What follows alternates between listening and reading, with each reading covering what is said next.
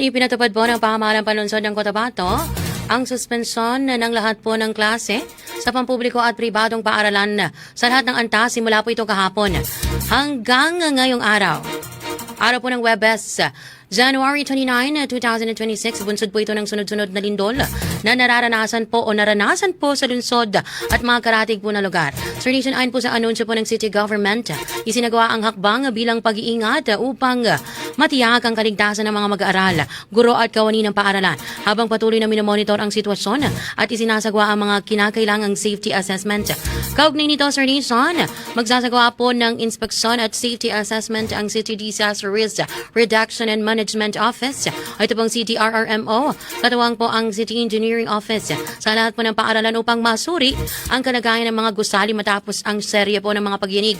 Dagdag pa rito mga ka-Sir Nation, ilan pa pong bayan at lungsod sa lalawigan ang nagdeklara rin ng suspenso ng klase ngayong araw dahil po sa lindol. Kabilang po dito ang Dato Udin Sinsuat, Sultan Kudarat, Sultan Mastura, Upi, Sharif Saidona Mustafa at Dato Hofer.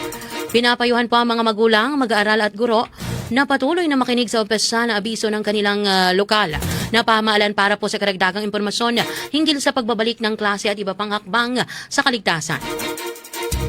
Samantala, Sir Nation, suspendido rin po ngayong araw po ng Webes ang pasok sa trabaho sa lahat naman ng sangay, ministeryo at ahensya na matatagpuan po dyan po sa Bangsamoro Government Center at sa ilang bahagi po ng Cotabato City.